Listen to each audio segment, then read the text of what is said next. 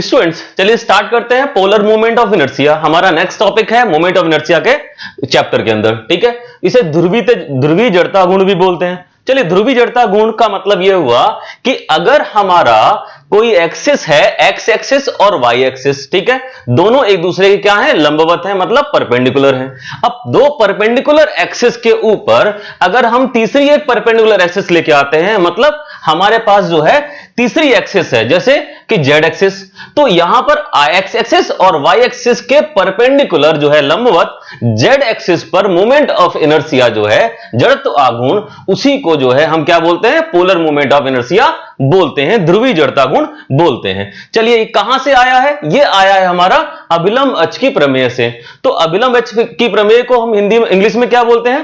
Perpendicular axis theorem. तो perpendicular axis theorem ये कहती है कि अगर एक्स एक्सिस पर कोई मोमेंट ऑफ इनर्शिया है और वाई एक्सिस पर कोई मोमेंट ऑफ इनर्शिया है, तो किसी भी काट के अंदर जेड एक्सिस पर, जो कि दोनों के परपेंडिकुलर एक्सिस है, उस पर मोमेंट ऑफ इनर्शिया होगा आई x x plus I y Y, जैसा कि हमने यहां पर देखा है। क्या कहता है? I x x plus I y y equals to I z z. और ये आई जेड जेड ही हमारा क्या कहलाएगा? पोलर मोमेंट ऑफ इनर्शिया कहलाएगा। किस कंडीशन में? देखते हैं। अगर हमारा कोई वृत्ताकार काट है, मतलब सर्कुलर सेक्शन है, तो ये सर्कुलर सेक्शन किस चीज का है? मान लेते हैं ये हमारे पास क्या है, एक हमारे पास कोई रॉड है, ये हमारे पास कोई सेक्शन है, इसके अंदर इसका क्रॉस सेक्शन करेंगे। अगर मान लीजिए किसका कोई क्रॉस सेक्शन करते हैं, तो इसका क्रॉस सेक्शन कैसा निकल के आएगा? सर्कुलर निकल के आएगा, वृत्ताकार है। तो इसमें एक एक्सिस वाई एक्सिस है और एक एक्सिस एक्स एक्सिस है, लेकिन इन्हीं दोनों एक्सिस के बीच में एक तीसरी एक्सिस होगी। चलो इसे एग्जांपल समझते हैं। ये हमारे पास रॉड है, इसके अगर हम ये काट निकाली तो ये सर्कुलर काट है। इस सर्कुलर काट पे ये हमारा हॉरिजॉन्टल एक्स एक्सिस हो गया, ये हमारा वाई एक्सिस हो गया। इसके ठीक लंबवत एक और एक्सिस होगी जो कि जेड जेड एक्सिस होगी, और वो कैसी है? इसकी लंबाई को प्रदर्शित कर रही है। तो यही जो जेड एक्सिस है, वही जेड एक्सिस हमारी क्या होगी? ध्रुवीय जड़ता गुण हो गया या पोलर मूवमेंट ऑफ इनर्शिया होगा। और उसकी वैल्यू क्या होगी? उसकी वैल्यू निकल के आती है हमारी परपेंडिकुलर एक्सिस थ्योरम से, अभिलंब अक्ष की प्रमेय से। तो इन दोनों को जोड़ देंगे। तो फिलहाल हमें दो फॉर्मूले याद रखने हैं कि अगर हमारी कोई वृत्ताकार काट है, मतलब सर्कुलर सेक्शन है, तो उसमें एक्स एक्सिस के ऊपर हमारा मोमेंट ऑफ इनर्शिया का जो वैल्यू है, वो हमारी पाई डी की पावर 4/64 है। पाई डी की पावर 4/64 है। क्योंकि इसका जो डायमीटर व्यास जो है हमारा, वो हमारा सेम होता है, तो हम वहीं पर आई वाई वाई भी जो है इसकी वैल्यू सेम रहती है, पाई डी की पावर 4/64। तो इन दोनों का मोमेंट ऑफ इनर्शिया अलग अलग एक्सिस पे पता लग गया। ऐसे ही हम जेड एक्सिस पे निकाल लेंगे। क्या करेंगे? इन दोनों को जोड़ देंगे। आई एक्स एक्स और आई वाई वाई को दोनों को हमने जोड़ दिया। पाई डी की पावर 4/64 प्लस पाई डी की पावर 4/64, दोनों को जोड़ा, क्या निकल के आया? पाई डी की पावर 4/32। यही हमारा क्या है? ध्रुवीय जड़ता गुण है। अच्छा, पोलर मोमेंट ऑफ इनर्शिया है। इसको हम आगे जब कभी भी पढ़ेंगे, इसको हम जे से प्रदर्शित करेंगे। ठीक है, और ये तो पता है मोमेंट ऑफ इनर्शिया का जो मात्रक है वो क्या होगा? मीटर की पावर 4 होगा, जिसे भी न्यूमेरिकल में इस्तेमाल करेंगे। ठीक है।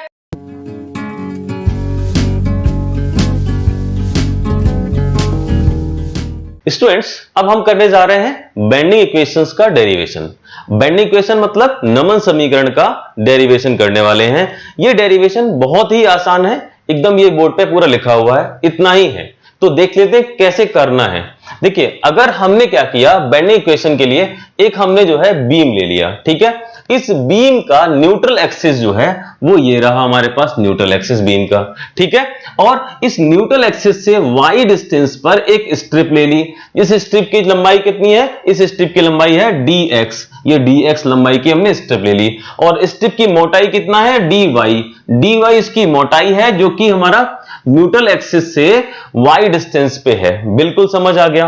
अच्छा, अब हम क्या करें? इस पे मूवमेंट लगा दें, इधर से और इधर से। मूवमेंट का मतलब क्या है? मूवमेंट का मतलब है ये इस तरीके से मूवमेंट लगा दें, इस तरीके से मूवमेंट और इस तरीके से मूवमेंट, दोनों तरफ से मूवमेंट लगा दिया। मूवमेंट लगाएंगे तो क्या हो जाएगी? ये बेंड होगी। तो देखो इस तरीके से बेंड हो गई हमारे पास। ठीक है, अब क्या किया? ये देखो हमारे पास ये न्यूट्रल एक्सिस हमारा क्या हो गया? एस डैश और जे डैश हो गया, जहां पे एस और जे था। और जो हमारी स्ट्रिप है वो के डैश और पी डैश हो गई। तो के डैश पी डैश हमारी स्ट्रिप हो गई। ये हमारे किसी आर्क में जो है परिवर्तित हो गए।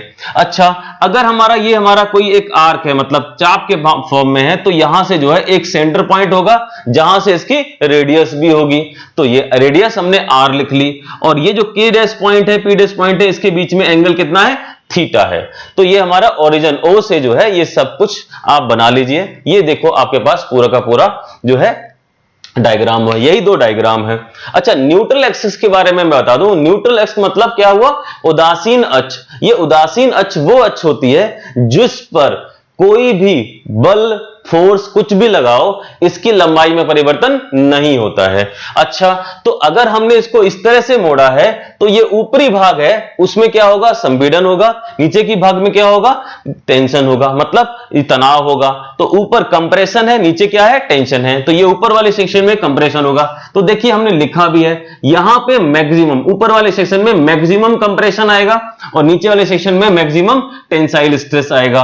ठीक है, तो ये हमारे पास पूरा का पूरा है। ये यहां पे क्या लिखा हुआ है, m upon I equals to sigma upon y equals to E upon R. ये यही हमारा बेंडिंग इक्वेशन है, नमन समीकरण ही इसको बोलते हैं। चलिए इसको कैसे ड्राइव करते हैं। तो सबसे पहले हमने माना कि अगर हमारे पास कोई एंगल है S dash O J dash, क्या मतलब S dash O J dash, ये हमारे पास कोई एंगल है। एंगल कितना है, थीटा है। ठीक है, ये हमने मान लिया।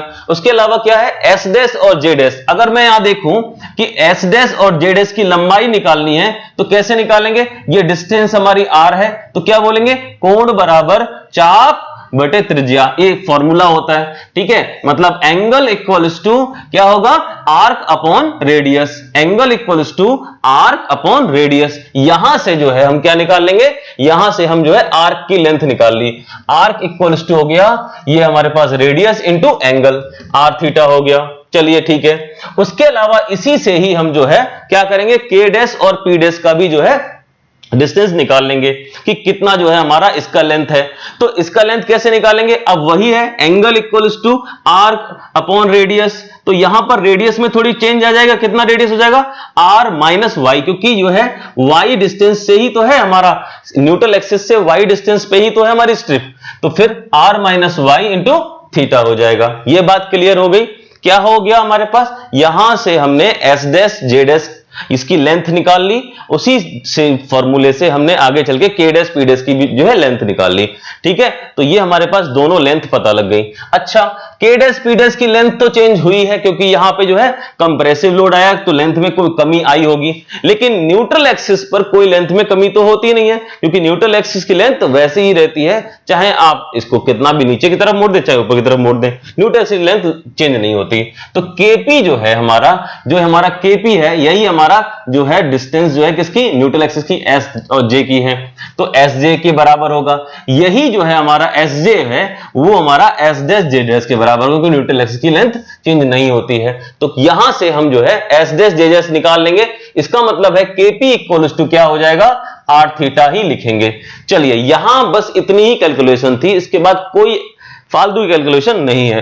क्या करेंगे अब सीधे सीधे हम क्या करेंगे, ये जो हमारी स्ट्रिप है, इस स्ट्रिप में हम क्या निकालेंगे, विकृति कितनी हुई, मतलब स्ट्रेन कितना हुआ। पहला चैप्टर याद रखें, स्ट्रेन अगर हमें निकालनी है तो यहां पे लंबाई में कमी हो रही है तो लॉन्गिट्यूडिनल स्ट्रेन निकलेगी, मतलब अनुदैर्ध्य विकृति निकलेगी। तो फॉर्मूला क्या होता है, वो होता है delta L upon L, E equals to delta L upon L. तो लंबाई में परिवर्तन कितना हो रहा है, पहले केपी था अब के डैश पी डैश हो गया, तो KP minus k dash p dash upon KP, बस यही है, हमने वैल्यू रख दी r theta minus r minus y into theta, ये रख दिया वैल्यू यहां पे, अपॉन आर थीटा हो गया। तो यहां से हमने कैलकुलेट किया, आंसर निकला वाई अपॉन आर, ये आंसर निकला वाई अपॉन आर। तो E equals to strain equals to निकल के आया वाई अपॉन आर। अच्छा, स्ट्रेन तो हमारा वाई अपॉन आर है, तो स्ट्रेन को आप कैसे लिख सकते हो, स्ट्रेन के लिए फॉर्मूला होता है हमारा stress equals to strain into Young modulus. ठीक है, ये हमारा हुक्स के नियम से निकलता है, यहां पे sigma equals to e into small e. तो small e equals to sigma upon e हो सकता है, बिल्कुल हो सकता है। तो यहां पर जो है वो किसके बराबर निकला, वाई अपॉन आर के बराबर निकला। ठीक है, तो यहां से हम लिख सकते हैं सिग्मा अपॉन वाई, क्रॉस करेंगे तो sigma upon y equals to E upon R, ये हमारा जो है बेंडिंग इक्वेशन का एक पार्ट आके तैयार हो गया, sigma upon y equals to E upon R. बिल्कुल क्लियर, यहां से यहां तक आते ही हमारा जो है ये कंप्लीट हो गया। ठीक है, अब देखते हैं आधा पार्ट बचा, तो क्या करें, हम ये मान लेते हैं इस स्ट्रिप का जो है एरिया जो है डेल्टा ए है। इस स्ट्रिप का एरिया क्या है, डेल ए है। स्ट्रिप का एरिया पता लग गया, डेल ए है। डिस्टेंस कितनी है, वाई डिस्टेंस पे स्ट्रिप है। चलिए इस स्ट्रिप में स्ट्रेन कितना है वो हमें पता है, तो हमें अभी फॉर्मूला मिला था sigma upon y equals to E upon R. तो सिग्मा मतलब क्या होता है, स्ट्रेस होता है, तो stress equals to force upon area. तो हमें पता है कि स्ट्रेस इक्वल्स टू होता है, stress equals to force upon area होता है। तो इसी फॉर्मूले का इस्तेमाल करके यहां पर हम कुछ करने वाले हैं। तो क्या करेंगे, तो इस फॉर्मूले से हमने माना इफ एरिया ऑफ स्ट्रिप ए के जो स्ट्रिप है उसका एरिया कितना है, डेल ए है, मतलब डेल्टा ए। डेल्टा ए जो है हमारा स्ट्रिप का एरिया है। यदि स्ट्रिप का एरिया जो स्ट्रिप है हमारी केपी, उसका एरिया डेल ए है, तब क्या होगा, तब हम जो है यहां पर आगे बढ़े, क्या होगा, तो सिग्मा इक्वल्स टू, ये हमारा यहां निकला हुआ है, क्या निकला हुआ है, सिग्मा इक्वल्स टू, यहां पे वाई उधर चला जाएगा तो e upon are into y, तो वाई इंटू ई अपॉन आर हो जाएगा। यहां से सिग्मा निकाल लेंगे और सिग्मा बराबर ही होगा फोर्स अपॉन एरिया। तो क्या होगा, डेल एफ अपॉन डेल ए, क्योंकि स्मॉल एरिया के ऊपर जो फोर्स लगेगा वो डेल्टा एफ लगेगा। तो del F upon del A equal to यही हो जाएगा वाई इंटू ई अपॉन आर। बिल्कुल सही है। तो यहां से फोर्स इक्वल टू, यहां से हम क्या निकालेंगे, फोर्स इक्वल टू निकालेंगे y into E upon are into delta a. तो यहां से हमारा क्या निकल आया, फोर्स निकल आया। अच्छा, ये फोर्स निकल आया। अब इस स्ट्रिप के ऊपर कितना फोर्स लग रहा है, कंप्रेसिव फोर्स लग रहा है ना, कितना लग रहा है वो पता लग गया। अच्छा, अब यहां से जब हमें फोर्स पता लग जाए तो हम मोमेंट भी निकाल सकते हैं। तो ये हमने देखा कि न्यूट्रल एक्सिस के अबाउट जो है इसके ऊपर मोमेंट भी हम निकाल लेंगे। क्या होगा, तो फोर्स इंटू परपेंडिकुलर डिस्टेंस, यही तो हमारे पास मोमेंट होगा। तो फोर्स इंटू परपेंडिकुलर डिस्टेंस, तो यही हमारा क्या है, मोमेंट अबाउट न्यूट्रल एक्सिस। तो डे यहां पर अब इस छोटी सी स्ट्रिप है तो इसके लिए मोमेंट कितना होगा, del M equals to E upon R, del M equals to E upon R. कैसे, यहां पर हमने क्या किया, डेल एम जो है इक्वल्स टू ले लिया force into distance, perpendicular distance y. तो फोर्स की वैल्यू जो है, डेल एफ की वैल्यू जो है वो हम यहां से रख देंगे। तो यहां से रख दिया, वो वैल्यू रख दी, तो हमें क्या मिल गया, यहां पर 2 वाई हो गए तो वाई स्क्वायर हो गया, e upon are into delta a, ये हमारे पास हो गया। तो इक्वेशन मिल गई।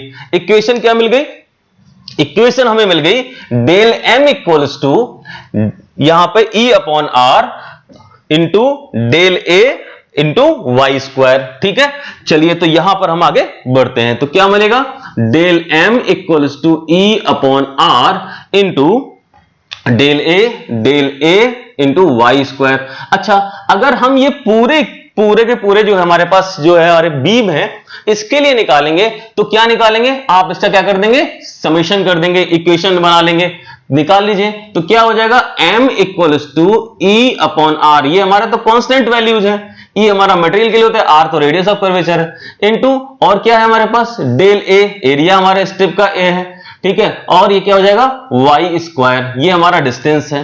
ठीक है, तो वाई स्क्वायर हमारा क्या हो जाएगा, कांस्टेंट हो जाएगा। तो क्या हो जाए, तो वाई स्क्वायर इंटू सिग्मा ए।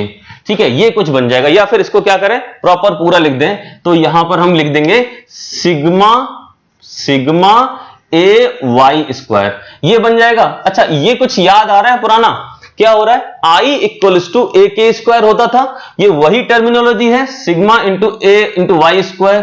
तो क्या हो जाएगा, ये क्या हो जाएगा, आई इक्वल्स टू ए के स्क्वायर से होता था, ये वही है, ये मोमेंट ऑफ इनर्शिया है, this is known as second moment of inertia. ठीक है, तो ये हम आसानी से लिख दे रहे हैं। तो यहां पर मोमेंट ऑफ इनर्शिया किसके अलोंग होगा, जो हमारा के पहले था, वैसे यहां पे y है, तो y किस डिस्टेंस कहां से है, न्यूट्रल एक्सिस पे। इसका मतलब है यहां पे ये हमारा हो जाएगा न्यूट्रल एक्सिस पर मोमेंट ऑफ इनर्शिया। तो क्या हो जाएगा, m equals to E upon are into I, ये हमारा यहां से निकल आया। इसका मतलब है, इसको हम कैसे लिख सकते हैं, m अपॉन आई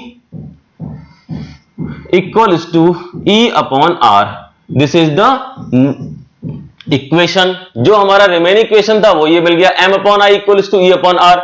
इसके अब पहले से ही हमें पता है ई अपॉन आर क्या था, सिग्मा अपॉन वाई। तो टोटल इक्वेशन क्या बन जाएगी, m upon I sigma upon y equals to E upon are मिल जाएगा। एक बार हल्का सा रिवाइज कर लेते हैं क्योंकि थोड़ा सा हल्का सा ट्रिकी है, याद हो जाएगी।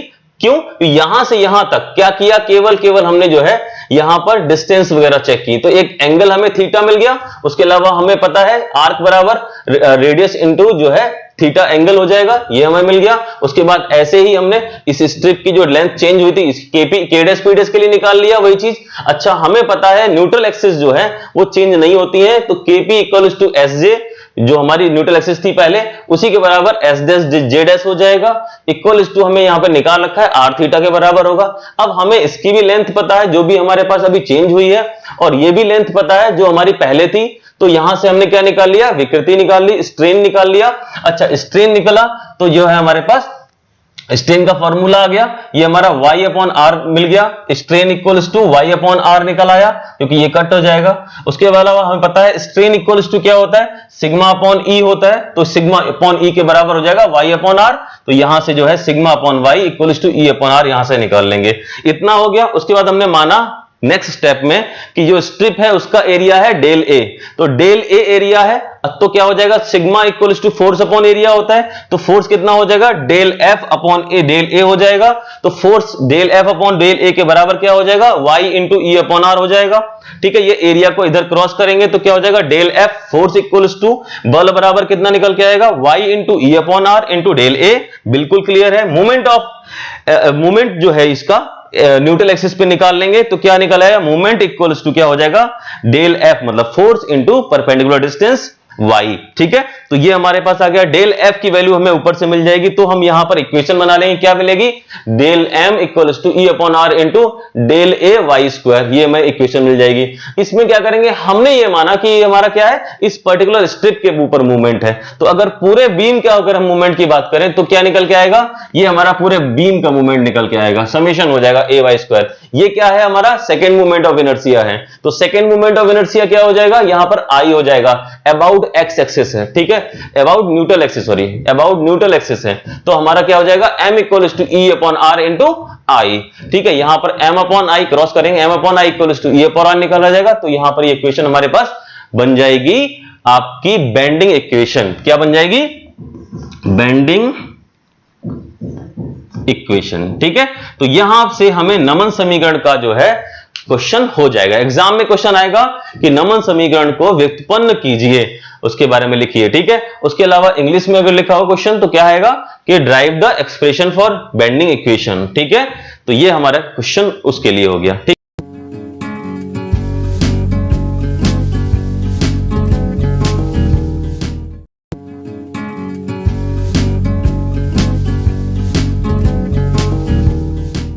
स्टूडेंट्स देखिए, हम अब डिस्कस करेंगे टॉर्सन के ऊपर। टॉर्सन मींस एक चैप्टर है हमारा, उस चैप्टर में मरोड़ या हिंदी में बोले या टॉर्सन बोले, हम सबसे पहले डेफिनेशन देखेंगे, what is the definition of torsion या मरोड़, या फिर उसके बहुत सारे नाम है, एठन आघूर्ण या फिर मरोड़ आघूर्ण, torsion movement, twisting movement, torsion, बहुत सारे नाम है। फिलहाल डिस्कस करते हैं what is the definition of torsion. तो डेफिनेशन क्या है इसका, जो है जब किसी मूवमेंट को शाफ्ट के लॉन्गिट्यूडिनल एक्सिस के परपेंडिकुलर वर्टिकल प्लेन में लगाया जाता है। काफी टर्म आने वाले हैं, ठीक है, हिंदी में पहले देख लेते हैं, उसके बाद इंग्लिश में पढ़ेंगे।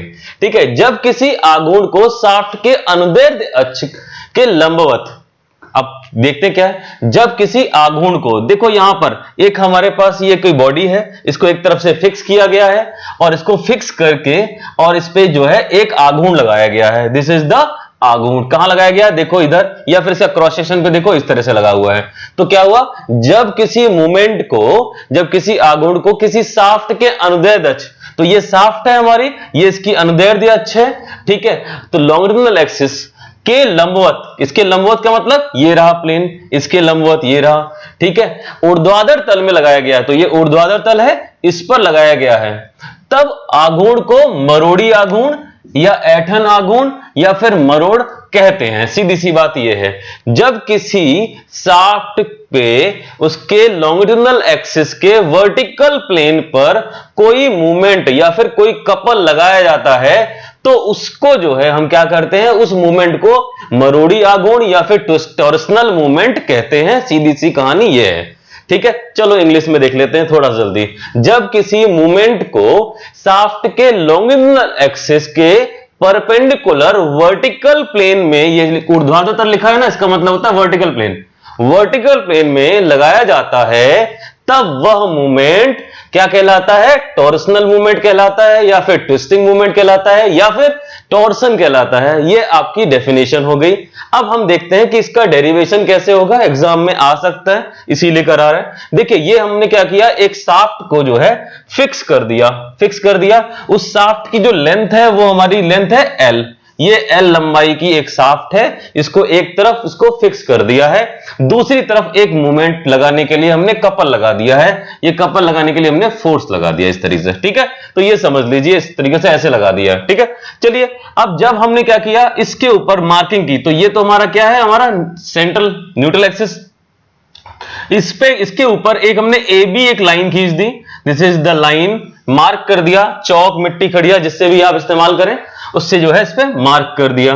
उसके बाद इसको जब मार्क कर दिया उसके बाद क्या करेंगे, इसके जो हमने मूवमेंट लगाया था उसको लगाना स्टार्ट करेंगे। जैसे जैसे मूवमेंट लगाएंगे वैसे वैसे क्या होगा, इसके हर एक सेक्शन पे क्या होने वाला है, शियरिंग होने वाली है। तो शियरिंग होने की वजह से ये बी पॉइंट यहां बी डैश पॉइंट बन जाता है, यहां पे कोई पॉइंट होता वो यहां बन जाता, इस तरीके से पॉइंट बन जाते हैं। और इन सभी पॉइंटों को मिलाएंगे ए पॉइंट से, या मिलेगा भी ए पॉइंट से, क्योंकि यहां पे तो ए पॉइंट पे तो कोई चेंज आएगा नहीं, तो यहां पर ए पॉइंट में मिलेगा, तो ये इसके बीच में एंगल बनाएगा। इसी एंगल को हमने बोल दिया ये फाई एंगल है। कौन सा एंगल है, फाई, यहां आता हूं, ये देखो इस तरीके से फाई एंगल बन रहा है इसके बीच में, ठीक है। ये बात तो समझ गई इसके लंबाई वाले सेक्शन पे। लेकिन इसका जो फेस है वो ये रहा। यहां पर क्या हो रहा है, यहां पर जहां पे बी पॉइंट था वो अब बी डैश हो जाता है, लेकिन कहां पे है, उसकी पेरीफेरी पे है, तो क्या बनाएगा, बी डैश एक आर्क बन जाएगी। मतलब आर्क का मतलब वही चाप बोलते हैं आप लोग। अच्छा, आर हमारा रेडियस है, कैपिटल आर रेडियस, तो बीच में एंगल बनेगा थीटा। ये थीटा रेडियस, इसी को बोलते हैं एंगल ऑफ ट्विस्ट। क्या बोलते हैं, angle of twist, ANGLE, angle of TWIST, twist, ठीक है, एंगल ऑफ ट्विस्ट, मरोड़ कोण, ठीक है। तो ये हमारा हो गया। उसके अलावा जो है बाकी चीजें अभी मत देखिए, बाद में दिखाएंगे। फिलहाल करा क्या, इसके ऊपर जो है हमने फोर्स लगाया या फिर कपल लगा हुआ था उसको हमने एक्टिवेट किया, तो लगाया तो क्या हो गया, यहां पे एंगल मिल गया फाई। अब देखिए एंगल से क्या काम होता है, एंगल जो फाई एंगल है वो हमारा शियर एंगल है, और थीटा एंगल है एंगल ऑफ ट्विस्ट है। वेरी गुड, इतना तो हमें पता लग गया। उसके बाद क्या किया हमने, जो एंगल थीटा था वहां पर टेन थीटा ले लिया, सॉरी एंगल जो फाई था वहां पर हम टेन फाई ले लिया। टेन फाई का मतलब अब देखें, टेन फाई क्या होगा, B dash upon A B हो जाएगा, बिल्कुल यही हो जाएगा। ये हमारा परपेंडिकुलर है, ये हमारा बेस है, या फिर लंब बटे आधार, जो भी आप करें, तो B dash upon A B हो गया, बिल्कुल आसान है, B dash upon A B हो गया। बी डैश कहां से निकलेगा, ये यहां से निकलेगा, क्योंकि ये आर्क है, चाप है, तो कोण बराबर चाप बटे त्रिज्या, अभी अभी देखा था। तो क्या होगा, तो यहां पर बी डैश कितना निकलेगा, थीटा इंटू आर निकलेगा, वही आर थीटा, तो वही आर थीटा है अपॉन एल, ए बी जो है वो हमारी लेंथ एल है, तो phi equals to are theta upon L, ये हमारा सेगमेंट आ गया। ये अगर आपको नहीं दिख रहा है तो आप समझ लीजिए क्या लिखेंगे, यहां पर हमें tan phi equals to are theta upon l मिल गया, ठीक है, बिल्कुल। तो यहां पर जो 10 के साथ फाई लगा हुआ है, यहां पर एंगल जो है बहुत कम होने की वजह से इस 10 को रिलीज कर सकते हैं, तो आप डायरेक्टली लिख सकते हैं कि phi equals to are theta upon L, ठीक है, यही से आपका हो जाएगा। क्लियर है, चलिए। तो उसके बाद देखते हैं कि अगर हमें पता है, क्या पता है कि tau equals to G phi, ये क्या होता है, ये होता है शियर स्ट्रेस इक्वल्स टू होता है या प्रोपोर्शनल होता है शियर स्ट्रेन के। तो जी हमारा जो है मॉडुलस ऑफ रिजिडिटी है, या शियर मॉडुलस है, या फिर कर्तन मापांक है। तो कर्तन मापांक बराबर होता है स्ट्रेस अपॉन शियर स्ट्रेस, सीधा सा बात है। चलिए, वहीं से हमने tau equals to G phi ले लिया, ठीक है, tau equals to G phi, तो फाई की जगह पे आर थीटा अपॉन एल रख दिया, बिल्कुल। G into r theta upon l मिल गया। यहां से केवल जो है आप क्या करें, यहां से केवल आर को नीचे लेके जाएं तो tau upon R G theta over L, या इतनी जल्दी आपके पास क्या मिल गया, एक इक्वेशन मिल गई। आप हाफ इक्वेशन मिल गई किसकी, टॉर्सन की, क्योंकि टॉर्सन की इक्वेशन क्या होती है, T upon J tau upon R equal to G theta over L, T upon J equal to tau upon R equal to G theta over L, ये equation है हमारी। इसका आधा पोर्शन जो है आपने कंप्लीट कर लिया, कितना करके, सिर्फ फाई का एंगल निकाल दिया। फाई निकालते ही आपके पास आधा चीजें मिल गई। अब क्या करें, अब देखते हैं हम जो है इसको फिगर को अलग बनाना, जो हम नया फिगर बनाएंगे। ये देखो यहां पर एक जो हमने रेडियस, इसके ऊपर एक स्ट्रिप ले ली, ये जो हमारे पास जो फेस था इसका जो है फ्रंट डायग्राम था, इसके ऊपर एक स्ट्रिप ले ली। टोटल रेडियस कैपिटल आर था, तो यहां पर एक स्ट्रिप ले ली स्मॉल आर पे, तो लिखेंगे अपने अगर डेरिवेशन में कि लिखेंगे कि स्ट्रिप जो है, सॉरी, एक स्मॉल सेंटर से स्मॉल आर डिस्टेंस पे एक स्ट्रिप ले ली, इस स्ट्रिप या रिंग ले ली, इसका जो मोटाई है वो डी आर है, इस स्ट्रिप की जो मोटाई है वो कितनी है, वो डी आर है, डी आर, ठीक है, डी आर मोटाई की एक स्ट्रिप ले ली स्मॉल आर डिस्टेंस पे। अच्छा, इसके ऊपर जो फोर्स लगेगा वो एफ आर है, और टोटल फोर्स तो हमारा कैपिटल एफ था ही। चलिए तो एरिया ले लेते हैं स्ट्रिप की, स्ट्रिप की एरिया क्या हो जाएगी, 2 pi are into D are. देखो 2 पाई आर इसका परिधि हो गया, इंटू उसकी जो चौड़ाई है वो डी आर है, तो ये हमारे पास क्या हो गया, एरिया हो गया किसका, स्ट्रिप का एरिया। Very good. उसके अलावा तो शियर फोर्स कितना हो जाएगा स्ट्रिप के ऊपर, अच्छा बाहर फोर्स लगा हुआ है उस पर शियर फोर्स हमारा वो निकल आएगा, लेकिन हमारा जो है स्ट्रिप पे शियर फोर्स कितना होगा, मान लेते हैं स्ट्रिप पे जो है शियर फोर्स जो है वो एफ आर है, कितना है, एफ आर है। चलिए तो एफ आर शियर फोर्स हो गया, तो शियर फोर्स इक्वल टू क्या होगा, शियर स्ट्रेस इनटू एरिया, यही तो होता है। क्या होता है, अगर हम देखें तो स्ट्रेस इक्वल टू क्या होता है, फोर्स अपॉन एरिया होता है ना, तो अगर फोर्स इक्वल टू देखेंगे तो स्ट्रेस इनटू एरिया हो जाएगा। तो ये हमारे पास स्ट्रेस कितनी है, टाउ आर, और एरिया कितना है, 2 पाई आर डी आर, ठीक है। तो ये चीज हो गई, स्ट्रेस इनटू एरिया हो गया। अब यहां पर देखो टाउ आर को तो हम लिख नहीं सकते, क्योंकि यहां पर तो टाउ आर है, इस जगह पे स्ट्रेस जो है वो टाउ आर है, लेकिन जो है टाउ आर तो बदलती जाएगी, उसको हम चेंज करेंगे किसके टर्म में, टाउ के टर्म में चेंज करेंगे। तो क्या होता है, टाउ आर जो है वो लगा हुआ है स्मॉल आर रेडियस पे, ठीक है। तो टाउ की वैल्यू जो हमारे पास जो है फाइनल जो वैल्यू है वो टाउ वैल्यू है वो कैपिटल आर पे लगा हुआ है, इन दोनों के रेशियो होते हैं सेम।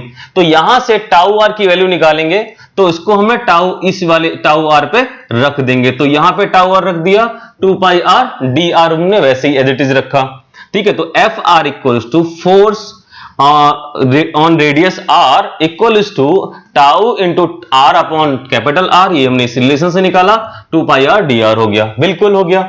उसके बाद मूवमेंट अबाउट सेंटर ओ, अच्छा सेंटर ओ के अबाउट एक मूवमेंट निकाल लेते हैं, तो क्या होगा, फोर्स इंटू रेडियस, जो भी रेडियस होगा, तो ये मूवमेंट है, फोर्स कितना है, एफ आर है, और रेडियस कितना है, स्मॉल आर है, इस पर जो है मूवमेंट भी निकाल लिया। तो मूवमेंट क्या निकालेंगे, तो एफ आर की वैल्यू रख देंगे यहां पे, एफ आर की वैल्यू ये वाली वैल्यू जो है यही रख देंगे, यहां पे आर है, यहां पे आर स्क्वायर हो जाएगा, तो क्या हो जाएगा, tau upon are into 2 pi R square into D R, अच्छा इंटू यहां पे आर और आ गया क्या, मूवमेंट के लिए, ठीक है, force into radius perpendicular distance यहां पे लिखा हुआ है। तो मूवमेंट इक्वल्स टू यहां पे इतने बन गए, यहां पे ये इक्वेशन हमारी सॉल्व करके बन गई, क्या बन गई, tau upon are into 2 pi R, और यहां पे आर क्यू हो जाएगा, R Q into D R. ये हमारा मूवमेंट मिल गया, कहां पे मूवमेंट है, ये मूवमेंट है ये हमारी स्ट्रिप के ऊपर, ठीक है, स्मॉल आर रेडियस पर हमने जो है मूवमेंट ले लिया था। अब ये जो मूवमेंट है इसको आप क्या कर दें, टोटल मूवमेंट बना दें, मतलब क्या कर दें, इस मूवमेंट को क्या कर दें, पूरी जो रेडियस आर है ना उसके लिए कैलकुलेट कर दें। तो आर रेडियस के लिए कैलकुलेट करेंगे तो क्या हो जाएगा, integration M R equals to यहां 0 टू आर लिमिट लग जाएगी, और ये हमारा इक्वेशन हो जाएगा। इसको आप प्रॉपर्ली सॉल्व कर लीजिए, टी इक्वल्स टू क्या हो जाएगा, यहां पर ये कांस्टेंट टर्म है उसको बाहर निकाल लिया, आर क्यू का हो जाएगा आर की पावर 4/4, और फिर उसको जो है यहां पे 2 से 2 कट, यहां पे 2 से 4 कट कर देंगे तो क्या हो जाएगा, पाई आर की पावर 4/2।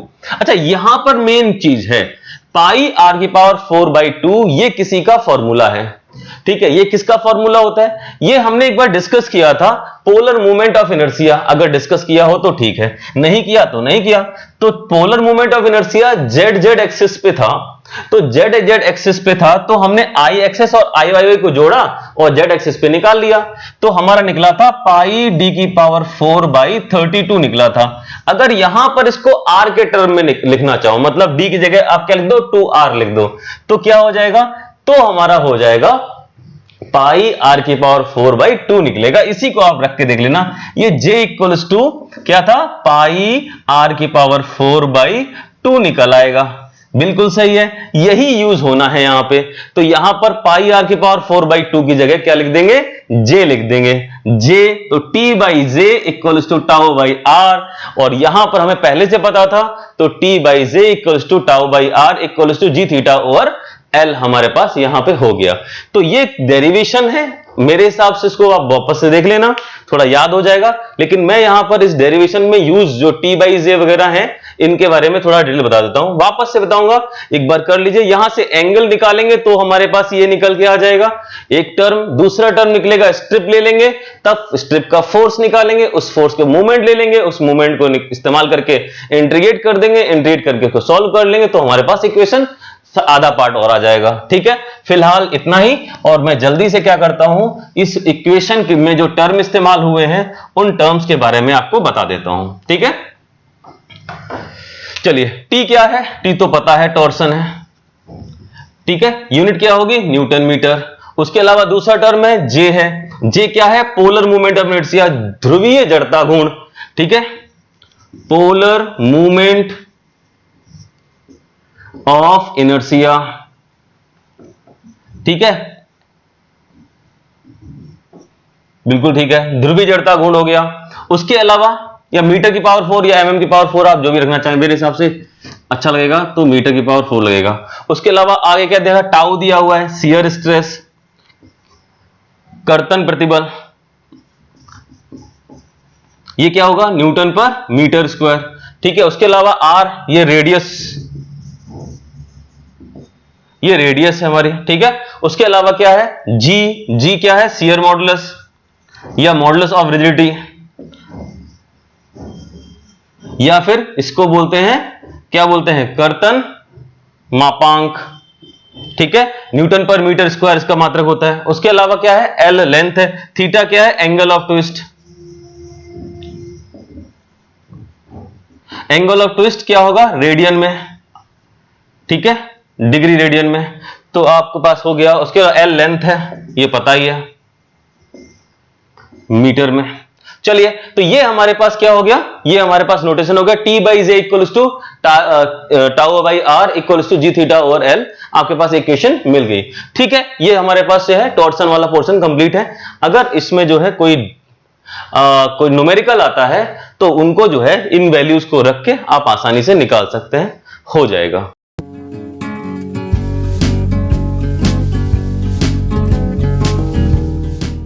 आइए देखते हैं कॉलम क्या होता है। कॉलम देखिए, कॉलम होता है एक vertical strut which is fixed on both and.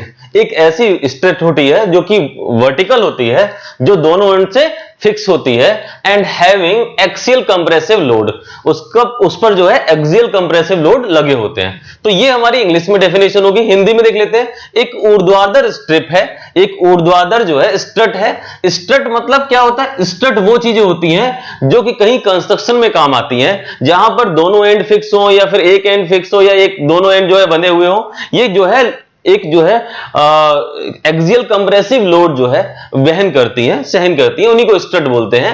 फिलहाल ये एक ऊर्ध्वाधर स्ट्रट है जो दोनों सिरों पर बद्ध होती है, दोनों सिरों पे बद्ध होती है, जिस पर अक्षीय संपीड़न बल लगे होते हैं, अक्षीय संपीड़न बल लगे होते हैं। बिल्कुल वही बात हो गई। तो यहां पर वर्टिकल स्ट्रट हो गई, एकदम वर्टिकल है। अच्छा, दूसरी क्या है, इसके दोनों एंड फिक्स है, दोनों एंड फिक्स हैं। और तीसरा क्या है, इस पर जो है एक्सियल कंप्रेसिव लोड लगा हुआ है, एक्सियल कंप्रेसिव लोड P लगा हुआ है। ठीक है, यहां पे R इक्वल टू P का मतलब यह है कि अगर P उधर से लगाए तो उधर से रिएक्शन रहेगी, वो भी P के बराबर होगी। इतना है, ये बना देना फोटो। और चलिए इसमें देखते हैं, एक आता है टॉपिक तनुता अनुपात का। तनुता अनुपात का टॉपिक है। इसमें क्या है, स्लेंडरनेस रेशियो में।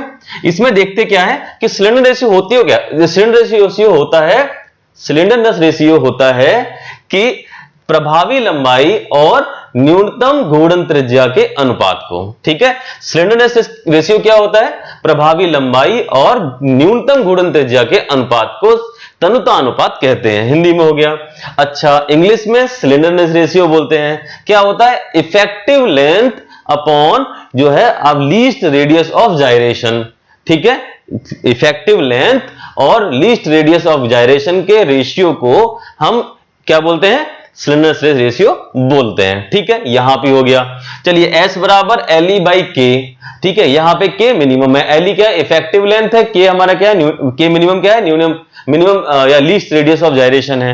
यहां पे K की वैल्यू जो है under root I minimum upon A area, ठीक है, ये इस तरीके से निकल जाएगा। अगर कहीं फॉर्मूला न्यूमेरिकल पूछा है तो बता सकते हैं आप। अच्छा, ईलर इक्वेशन क्या होता है? ईलर इक्वेशन होता है जो यहां पर ईलर इक्वेशन किसके लिए है? ये ईलर इक्वेशन है कॉलम के लिए। किस तरह कॉलम के लिए? लॉन्ग कॉलम के लिए। कैसे? Long column, LONG, long column. तो ईलर इक्वेशन लॉन्ग कॉलम के लिए होती है। इसका फॉर्मूला है PE इक्वल्स टू, ये PE क्या है? ईलर लोड, या फिर कुछ लोग आइलर बोलते हैं, जैसा भी समझ लें आप, आइलर लोड, ईलर लोड, या PE equals to pi square EA upon S square. Pi तो पता है क्या होता है, E क्या है? यहां पर यंग मॉडुलस है, यंग मापांक याद करिए, ठीक है, या फिर जो है मॉडुलस ऑफ इलास्टिसिटी भी बोलते हैं। ए क्या है? एरिया हो गया हमारा, और एस क्या है? एस तो अभी आपने तनुता अनुपात या फिर स्लेंडरनेस रेशियो देख ही लिया है। तो यहां पर इसको एस की जगह पे LE बाई K करेंगे तो ये फॉर्मूला बन जाएगा। तो ये जो है हमारा pi square EI upon LE square, ये हमारा जो है लॉन्ग कॉलम के लिए ईलर लोड निकालने का फॉर्मूला हो गया। एग्जाम में आए तो इसको लिख देना और इन सबकी वैसी बातें लिख देना, ठीक है। चलिए अगला आता है इसी चैप्टर में रैनकाइन फॉर्मूला, ठीक है। रैनकाइन फॉर्मूला क्या है? 1 अपॉन PR, ये रैनकाइन लोड हो जाएगा, PR है तो, ठीक है। 1 अपॉन PE, ये फिर आइलर लोड है जो पीछे वही पढ़ा था हमने, प्लस 1 अपॉन PC, ये हमारा क्रशिंग लोड है, ठीक है। तो क्रशिंग लोड का मतलब क्या हो गया? अगर हमारे पास ये जो है ये 3 तरह की होती है, क्या होते हैं? कॉलम हमारे 3 तरह के होते हैं। एक होता है शॉर्ट कॉलम, मतलब छोटे कॉलम, शॉर्ट हो गया, मीडियम हो गया, और तीसरा होता है हमारा लॉन्ग कॉलम, ठीक है। लॉन्ग कॉलम के लिए फॉर्मूला हमारे पास है आइलर इक्वेशन का। अच्छा, शॉर्ट कॉलम के लिए फॉर्मूला है, क्या होता है? शॉर्ट कॉलम का load PC equals to sigma C into area, ये हमारा शॉर्ट कॉलम में फॉर्मूला लग जाएगा, PC के इक्वल्स टू। मीडियम कॉलम के लिए कोई फॉर्मूला नहीं था, तो क्या किया? रैनकाइन फॉर्मूला, रैनकाइन गॉर्डन फॉर्मूला बोलते हैं इसको ऊपर, ठीक है। ऐसे तो बहुत सारे होते हैं, फिलहाल केवल हमारे सिलेबस में है इतना ही है। तो Rankine formula 1 upon PR equals to 1 upon PE plus 1 upon PC, ये जो है हमारे पास आ गया। यहां से आप जो है मीडियम कॉलम के लिए कैलकुलेशन कर सकते हैं। लॉन्ग कॉलम के लिए तो PE वाला फॉर्मूला जो कि हमने आइलर फॉर्मूला पढ़ा हुआ है आइलर इक्वेशन में, ठीक है। तो ये हमारा यहाँ पे कंप्लीट हो जाएगा। शॉर्ट कॉलम, थोड़ा सिलेंडरनेस रेशियो के बारे में बताते हैं। सिलेंडर रेशियो में शॉर्ट कॉलम कब होगा? जब हमारा 30 से कम होगा सिलेंडरनेस रेशियो। 30 से 60 के बीच में आपका मीडियम कॉलम, 60 से ऊपर या फिर 120 से ऊपर ये हमारा लॉन्ग कॉलम हो जाएगा। थोड़ा सा आप याद रखेंगे, ठीक है, इस चीज को। ये हो जाएगा हमारा कंप्लीट, ठीक है। स्टूडेंट्स, अब हम देख रहे हैं थिन सिलेंड्रिकल और एंड स्फेरिकल सेल, पतले बेलनाकार तथा एवं गोलाकार खोल, ठीक है, या फिर कोष बोलते हैं इसको, ठीक है। Thin cylindrical and spherical cell, पतले बेलनाकार एवं गोलाकार कोष, ठीक है। चलिए आगे देखते हैं। ये 2 तरह के होते हैं, इनको अगर क्लासिफाई करें 2 तरह के होंगे। एक होता है सेल, या सॉरी, एक होता है हमारा थिन, दूसरा होता है हमारा थिक, ठीक है। थिन मतलब सेल हमारा, या फिर इसको वेसल भी बोलते हैं, सेल और या वेसल, ठीक है। हिंदी में जो है इसे कोष बोलेंगे। तो थिन मतलब पतले कोष, थिक मतलब मोटे कोष। तो पतले कोष कब कहलाएंगे? जब D/T रेशियो जो है वो 20 से अधिक होगा, ठीक है, या उसके बराबर होगा। देखो, किसी बुक में D/T रेशियो दिया होगा, किसी बुक में T/D रेशियो दिया होगा। आपको जो याद रहे वो याद रखिए, लेकिन याद रखना दोनों तरफ बराबर लिखना। D/T रेशियो किया है तो D/T रेशियो ही लिखना दोनों तरफ, T/D रेशियो रखा है तो दोनों तरफ T/D रेशियो, या फिर दोनों ही लिख देना, अच्छा लगेगा। क्या होता है कि अगर आपको डेफिनेशन लिखनी है कि पतले खोल कौन से होते हैं, तो पतले खोल जो हैं या थिन सेल जो होते हैं उनमें क्या होता है? D/T रेशियो 20 से अधिक होता है या 20 के बराबर होगा। ठीक है, या फिर इसको ठीक उल्टा देखिए, t/d कर देंगे तो फिर 1/, उल्टा हो जाएगा तो 1/20 होना चाहिए, यहाँ पे 1/10 कैसे, जैसा बुक में दिया है मैंने वो कर दिया आपके लिए, ठीक है। तो t/d रेशियो जो है 1/10 से कम हो या फिर बराबर हो, या फिर जो है t/d रेशियो यहां पर 1/10 से अधिक हो तो हमारा यहां पे थिक हो जाएगा। तो थिन और थिक, बिल्कुल ये पतले हैं यहां पर मोटे हैं, ठीक है, मोटे सेल और यहां पर पतले सेल, ठीक है, आपको दोनों को पता है। देखो ऐसे याद कर लो, बहुत आसान पड़ेगा। क्या होगा, अगर पतले सेल हैं तो इसका मतलब क्या होगा, यहां पर जो है t/d रेशियो कम होगा तो 1/10 से और कम हो जाएगा, ठीक है। और अगर मोटे हैं तो t/d रेशियो 1/10 से अधिक हो जाएगा, बिल्कुल सही है, क्योंकि थिकनेस हमारी मोटी या कम होगी तभी जो है हमारे थिन और थिक होंगे, ठीक है। चलिए, based upon the shape of the shell. अच्छा, शेप ऑफ द सेल का मतलब क्या हुआ, मतलब यह हुआ कि सेल का जो है आकार, ठीक है, शेप का मतलब आकार होता है, तो शेप मतलब सेल का जो शेप है, आकार है, वो कैसा है, वो या तो सिलेंड्रिकल होगा मतलब बेलनाकार, या फिर जो है हमारा स्फेरिकल होगा या फिर गोलाकार होगा, जैसे स्फेयर मतलब बॉल की तरह होगा या फिर बेलन की तरह होगा। तो इस तरह से दो तरह के हमारे यहाँ पे सेल हैं, एक तो बेलनाकार, दूसरा गोलाकार, ठीक है। अच्छा, सिलेबस में क्या है, पतले वाले हैं, तो thin cylindrical shell and spherical shell ये हमारे सिलेबस में है, तो ये हम पढ़ने वाले हैं थिन के बारे में, ठीक है।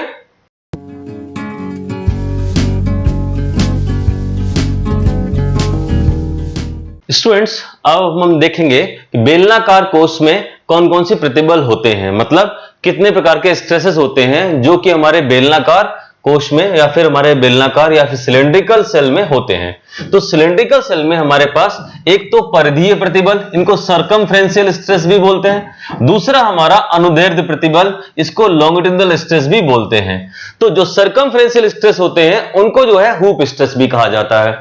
तो बिल्कुल एक ही बार में समझे, बेलनाकार कोश में परिधीय प्रतिबल को इंग्लिश में सर्कमफ्रेंशियल स्ट्रेस बोलते हैं और इसको हूप प्रतिबल भी बोलते हैं, हूप स्ट्रेस भी बोलते हैं, ठीक है। क्या होता है ये, इसका फॉर्मूला होता है सिग्मा एच, मतलब प्रतिबल, ये स्ट्रेस या हूप स्ट्रेस, सिग्मा एच लिखा है तो हूप स्ट्रेस हो गया, equals to PD upon 2t, ठीक है। तो पीडी अपॉन 2t, कुछ टूटा उटा नहीं है, 2 into t है, ठीक है। तो पीडी अपॉन 2t। दूसरा है लॉन्गिट्यूडिनल स्ट्रेस, इसकी वैल्यू होती है sigma L equals to PD upon 4t, ठीक है। Sigma L equals to PD upon 4t, मतलब ये जो फॉर्मूले हैं, यही दो फॉर्मूले हैं आपके स्ट्रेस निकालने के होते हैं, किसमें, आपके बेलनाकार कोश में। बेलनाकार कोश का मतलब है थिन सिलेंड्रिकल सेल के अंदर, थिन सिलेंड्रिकल सेल के अंदर केवल स्ट्रेस निकालने के ये दो ही फॉर्मूले हैं, PD upon 2t, PD upon 4t। यहां पर p क्या है, p है प्रेशर है, ठीक है, और इसे पास्कल में या न्यूटन पर मीटर स्क्वायर में करते हैं। दूसरा हमारे पास डायमीटर, डायमीटर इनर डायमीटर है किसी भी सेल का, आंतरिक व्यास दिया हुआ है, ठीक है। उसके बाद t है थिकनेस ऑफ द वॉल, मतलब ये हुआ अंदर की जो है मोटाई है, जो कि जो हमारी चादर होती है उसकी मोटाई। अच्छा, ये दिखते कैसे हैं, ज्यादा कुछ नहीं बना सकते, इसमें समय कम है, लेकिन जो है हम आपको बता दें, कुछ इस तरह का आपके पास कोई सेल दिया होगा तो हम ये कह सकते हैं इसका जो है इस तरह से जो हमारा क्या होता है, इस तरह से अगर फटता है तो इसी को जो है हम बोलते हैं परिधीय प्रतिबल। आप देखिए, थोड़ा सा देख लीजिए, एक काम करिए, इस तरह का हमारे पास बॉक्स है, अगर वो इस तरह से फट जाता है, मतलब इस तरह से फट जाता है, तो हम क्या बोलेंगे, ये हमारा अपनी जो है सर्कमफ्रेंस पे जो है फेल हुआ है।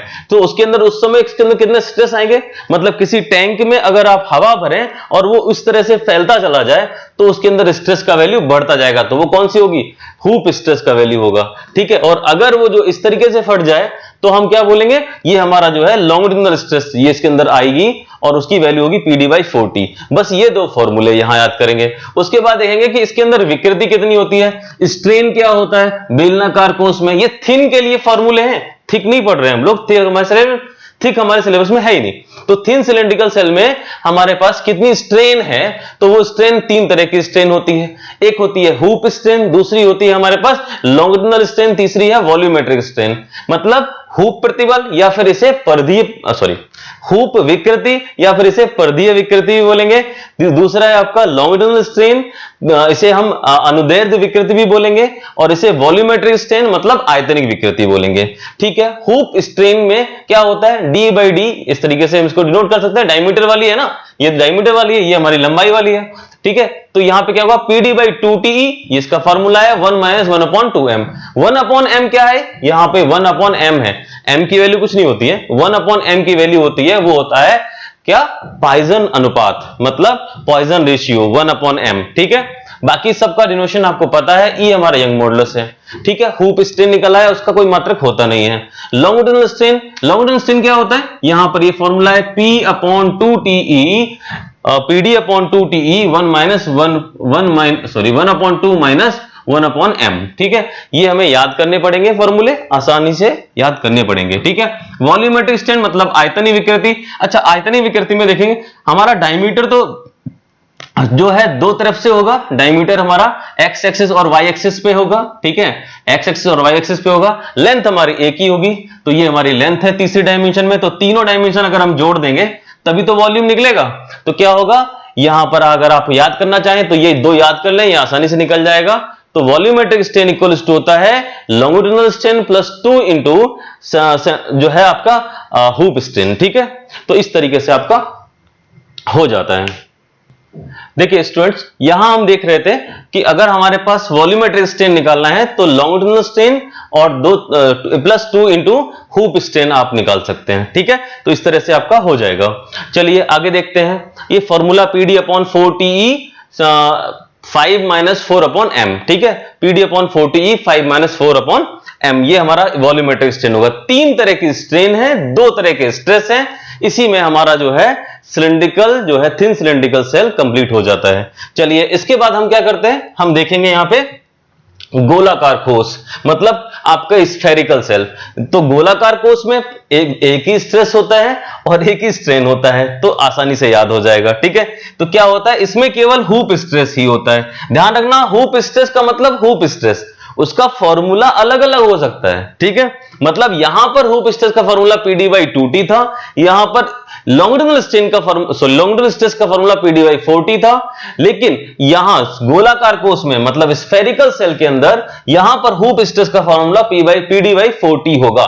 ठीक है, लेकिन होगा हुप स्ट्रेस। ठीक है, विकृति ये हमारे स्ट्रेन जो है वो हमारी PD/4TE 1 माइनस 1/m होगा। ठीक है, ऐसे ही अगर आप वॉल्यूमेट्रिक स्ट्रेन देखना चाहें, आयतनिक विकृति देखना चाहें, तो क्या हो जाएगा, मल्टीप्लाई 3 के हो जाएगा, 3 इंटू ई हो जाएगा। तो आप आसानी से इसको लिख सकते हैं, 3 इंटू जो भी हमारे पास स्ट्रेन थी वही। तो ये हमारा पूरा का पूरा हो गया हमारा thin cylindrical and spherical cell. इसमें आपके जो है सारे फॉर्मूले कंप्लीट हो गए।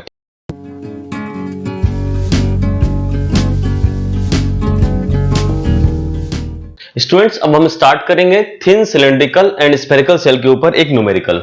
ठीक है, तो ये न्यूमेरिकल है, क्या कहता है एक बार देखते हैं। ए सिलिंड्रिकल पाइप, कोई हमारा जो है वृत्ताकार काट का एक पाइप है, बेलनाकार पाइप है, और उसका जो है उसका डायमीटर कितना है, डायमीटर दे रखा है 500 mm। ठीक है, उसका व्यास 500 mm है, और मेड अप ऑफ 20 mm जो है किसका, थिक वॉल का बना हुआ है। 20 mm की एक मोटी जो है दीवार का मतलब मोटी जो है उसकी वॉल का बना हुआ है। और if the pipe is subjected to an internal pressure, अगर उस पाइप के अंदर आंतरिक दाब है, कितना है, 40 न्यूटन पर mm स्क्वायर का जो है आंतरिक दाब, इंटरनल प्रेशर है। Find the stresses in the wall of pipe. अच्छा, तो पाइप की दीवार के अंदर जो है कौन कौन सी स्ट्रेसेस होंगी वो बताइए, यहां पर इनको बताना है। तो क्या दे रखा है, दिस इज द डायमीटर, और ये क्या दे रखा है, ये हमारा थिकनेस दे रखा है T दे रखा है, और ये हमारा प्रेशर P दे रखा है। तो तीनों चीजें पता है, और दो तरह की हमारी स्ट्रेसेस होती हैं। अगर हमारी सिलिंड्रिकल है तो कौन कौन सी दो स्ट्रेसेस होती हैं, एक हमारी सर्कमफ्रेंशियल या फिर इसे हुप स्ट्रेस बोलते हैं, या फिर क्या बोलते हैं, परिधीय प्रतिबल बोलते हैं, और दूसरा है हमारा अनुदैर्ध्य प्रतिबल, लॉन्गिट्यूडिनल स्ट्रेस बोलते हैं। निकालेंगे दोनों को, उससे पहले हम देखें कि सबकी डायमेंशन mm में है क्या। हाँ, यहां भी mm है, और ये देखो सेंटीमीटर में था, चेंज करके mm में कर लिया। तो यहां पे डायमीटर और थिकनेस को सेंटीमीटर से कन्वर्ट कर लेते हैं mm में, तो बाकी सेम है। ठीक है, तो क्या होता है हुप स्ट्रेस होता है PD बाई 2T, बस वैल्यू लगाइए आंसर निकाल लीजिए। वैसे ही लॉन्गिट्यूडनल स्ट्रेस है, इसमें भी है PD बाई 4T होता है और सिग्मा इक्वल्स टू, और यहां पर वैल्यू लगाएंगे और आपका आंसर आ जाएगा। ठीक है, इसका मतलब यह हुआ कि अगर आप हुप स्ट्रेस निकाल रहे हैं तो उसका आधा कर दीजिए, लॉन्गिट्यूडनल स्ट्रेस निकल आएगा किसके लिए, जो भी हमारा जो है थिन सिलेंड्रिकल सेल है उसमें स्ट्रेसेस के लिए। थिन सिलेंड्रिकल सेल, पतले बेलनाकार खोल में जब प्रतिबल निकालते हैं तो हुप स्ट्रेस या फिर सर्कमफ्रेंशियल स्ट्रेस या फिर परिधीय प्रतिबल, इसकी वैल्यू निकालेंगे PD बाई 2T से। जो वैल्यू निकलेगी उसको हम आधा कर देंगे, वही वैल्यू जो है लॉन्गिट्यूडनल स्ट्रेस या फिर अनुदैर्ध्य प्रतिबल के बराबर हो जाएगी, क्योंकि फॉर्मूले में यहां पर 4T है वहां पर 2T है। बात समझ में आ गई, क्लियर है, ये क्वेश्चन सॉल्व हो गया आपका।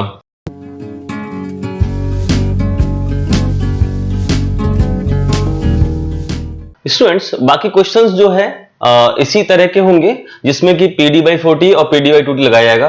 कहीं कहीं क्वेश्चंस में आपको विकृतियां दी जाएंगी, मतलब विकृतियां निकालने के लिए, मतलब स्ट्रेन निकालने के लिए दी जाएगा। अधिकतर जो आता है वो वॉल्यूमेट्रिक स्ट्रेन की बात करते हैं, जैसे अगर गोलाकार खोल है तब भी वॉल्यूमेट्रिक स्ट्रेन की बात करेंगे, और अगर बेलनाकार है तो अधिकतर वॉल्यूमेट्रिक स्ट्रेन, क्योंकि वॉल्यूमेट्रिक स्ट्रेन निकालने के लिए आपको लॉन्गिट्यूडनल स्ट्रेन और हुप स्ट्रेन दोनों ही आपको निकालनी होंगी, तभी आप वॉल्यूमेट्रिक स्ट्रेन निकालेंगे, या फिर डायरेक्ट फार्मूला लगा दीजिए। ठीक है, तो ये जो है चैप्टर हमारा thin cylindrical shell spherical shell, लगभग इतना ही है, ज्यादा टफ चैप्टर नहीं है। अगर न्यूमेरिकल आता है तो इसमें से आपको फॉर्मूले की जरूरत पड़ेगी, और अगर थियरी में आता है तो हमने आपको बता दिया किस तरह की थियरी है इसकी। ठीक है, तो स्टूडेंट्स मुझे लगता है कि अब आपको जो भी नॉलेज है जितना मैं दे सकता था वो आपको दिया। ठीक है, अगर कोई इशू हो तो बाकी जो है अपनी मेहनत से करेंगे। एग्जाम के लिए ऑल द बेस्ट, आराम से अच्छे से करेंगे एग्जाम की तैयारी। सभी चैप्टर्स जो है आप अपनी तरीके से करें। ठीक है, जो भी हेल्प हुई हम करने वाले हैं। ठीक है, थैंक यू। डाउनलोड करें APH इंजीनियरिंग एकेडमी ऐप और पाएं बेस्ट कोचिंग।